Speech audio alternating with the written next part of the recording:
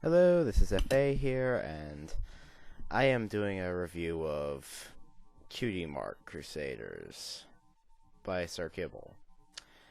Now, Kibble's a cool guy, but no, why?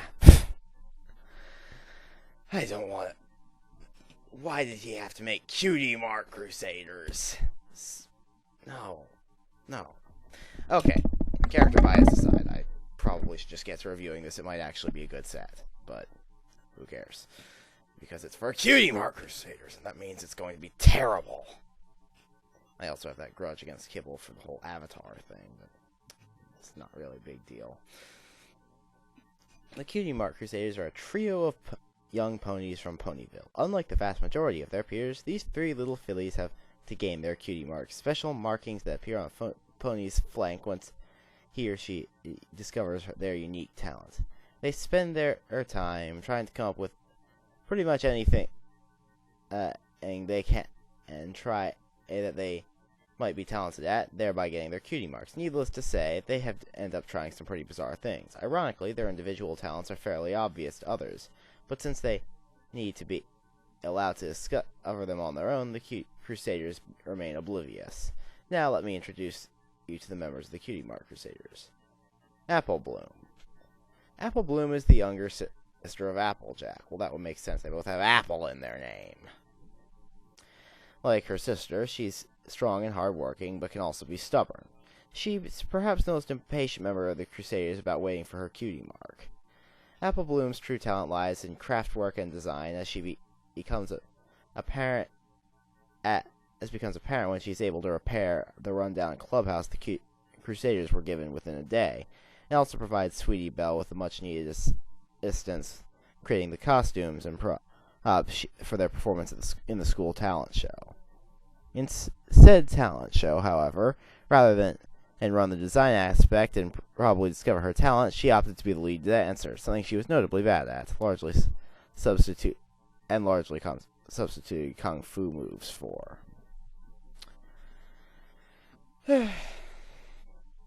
Scootaloo, the only member of the Crusaders not to be the younger sister of another pony. She's a Pegasus pony who idolizes Rainbow Dash. Why would you idolize Rainbow Dash? I mean, Yes, I hate Rainbow Dash. I have seen a couple episodes, and she is by far the stupidest pony. Let's not kid ourselves, and that's saying a lot. She is a bit of a tomboy and has an expressed distaste for stories she feels are too mushy. Yeah, this is clearly a little girl's show. She is often seen... Well, that should be kind of obvious, but she is often seen riding a scooter around, although she cannot fly yet. She uses her wings to propel the scooter very fast. Beyond that, she has a great proficiency for tricks on her scooter, as well as dance moves, hinting that her talent is very likely in the realm of choreography and coordination. Despite this, she decides to sing in the Crusaders' talent show performance.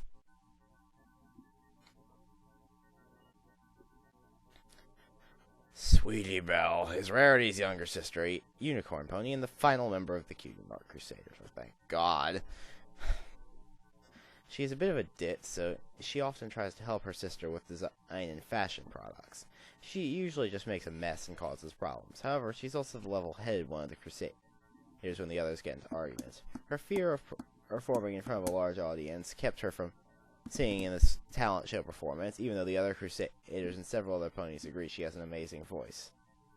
I wouldn't say so. She sounds ridiculously high-pitched, which...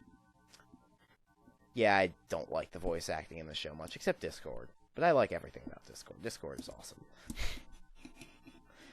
Instead, she handles the props and costumes very poorly, I might add. So basically, these are a bunch of characters who have actual talents. Then they go and they basically make an absolutely terrible talent show performance. Let's hope this does not reflect on the actual quality of the set. Kibble having talent and completely wasting it on a bunch of terrible characters. Size, small. Even with three of them, the Crusaders don't take up much space as they stand pretty close together. They have a decent-sized horizontal hurt box, but they're about as short as they come. Note that hitting any of the Crusaders will cause them all to take knockback together. Wait, low. Needless to say, these fillies don't weigh much either. They're not as light as the likes of Mr. Game & Watch or Jigglypuff, but don't expect them to take any kind of solid hit and stay on the stage. Ground control. Average. They're a bit faster than the average character on the ground, but nothing particularly impressive. Their traction, however, is a little subpar. Aerial control. The Crusaders have decent enough jumps and okay airspeed. They fall in average speed as well. About the only thing the Crusaders have going for them is their small size. Still, they're not overly hard to hit, since they don't move abnormally fast along the ground or in the air. As mentioned, they function as a single unit in terms of taking damage and knockback. Even barely hitting one of the Crusaders will send them all flying. Although the Crusaders function as a unit, the Crusader leading the group will affect how effective most of their moves are. A random Crusader will be chosen to lead the group by default, or you can choose on the selection screen who you want to start out leading.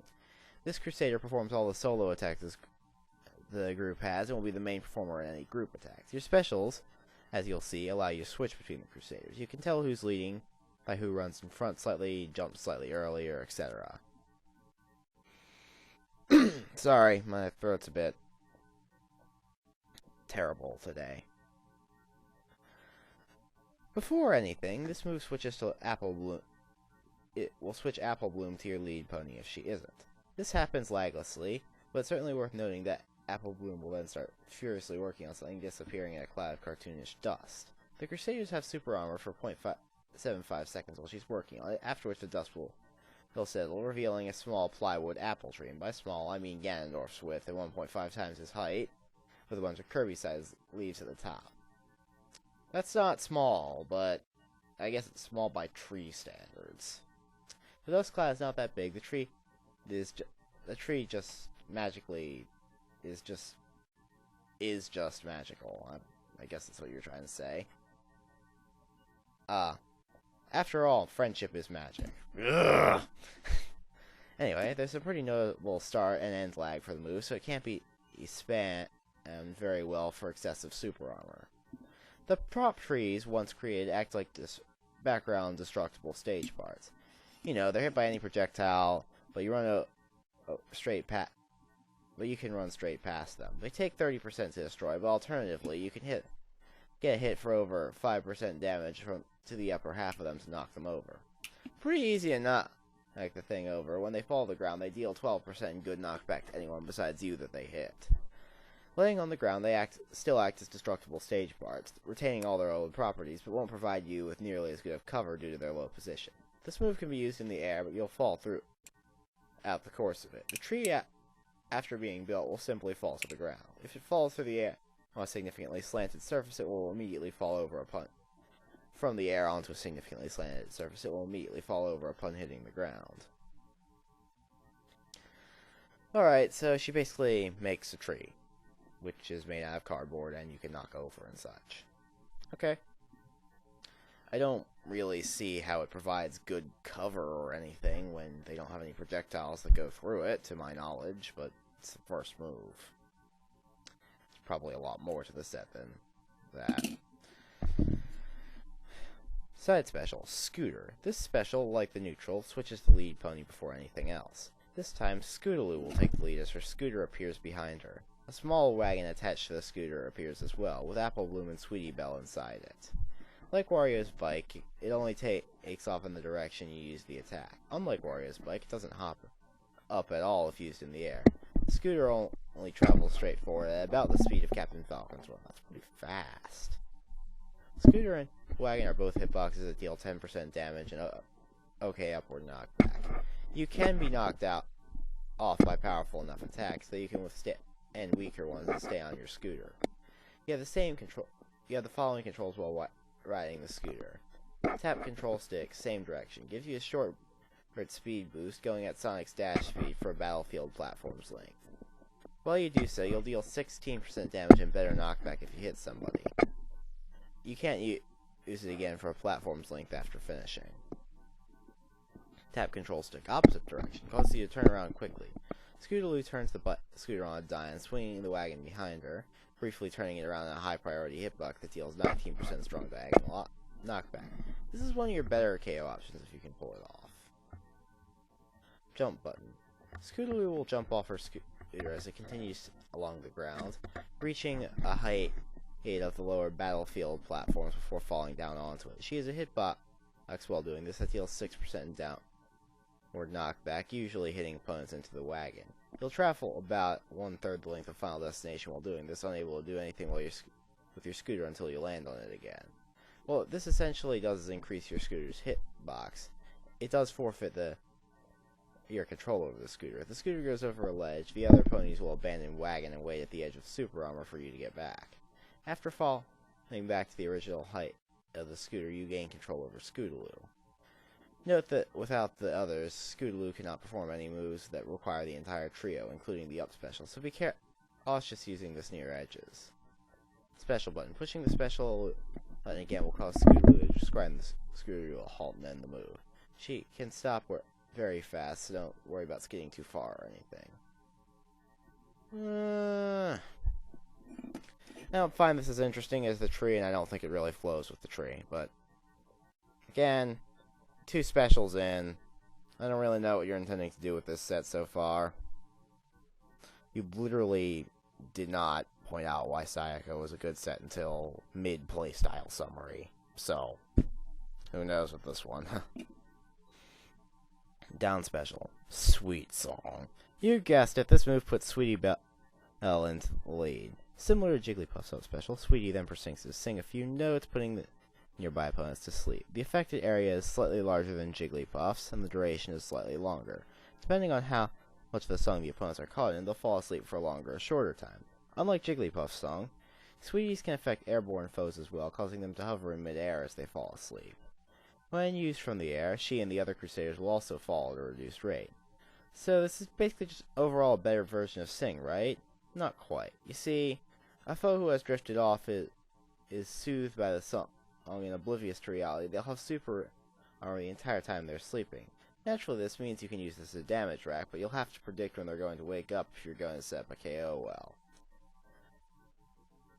Additionally, after waking, opponents are immune to falling back asleep for 8 seconds. So,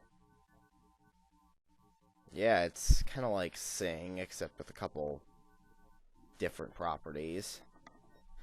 Seems like a decent damage racker, although I don't know, really. It's pretty much better than Sing, because you get to deal damage to them while they're asleep, and if you have any reasonable ability to predict when they wake up, then yeah, you get to hit them with a KO move after that. Seems actually like it's a little bit broken. Then again, Sing is an absolutely terrible move in Brawl, or at least it's been a terrible move for me, so who knows. Up special, Cutey Mark Belayers. Ropes appear around each pony's midsection, tying each of the followers to whoever you have as a leader at the moment. The 2 supporting ponies will then use their front hooves to hoist the leader skyward. Despite their elaborate efforts, this will only send the leader pony as far as Mario's Super Jump Punch. She does become a hitbox of 13% damage and pretty good diagonal knockback, though. After being launched, she'll immediately reel in her other friends unless she sweet spots the ledge. In that case, they'll just dangle below her while she climbs up. When she does, her 2 friends become set hitboxes like she was in the middle of the attack, but they don't deal all damage and knockback separately. They'll be hitboxes till they catch up with her, which means you can get a little more mileage out of this bonus if you roll or jump from your hanging position than you simply can from climbing up. So that move's actually pretty neat. She lunges up and then she drags the other 2 behind her. It's a neat move. Typical Kibble creativity here, but again, I'm not really impressed by the playstyle implications so far.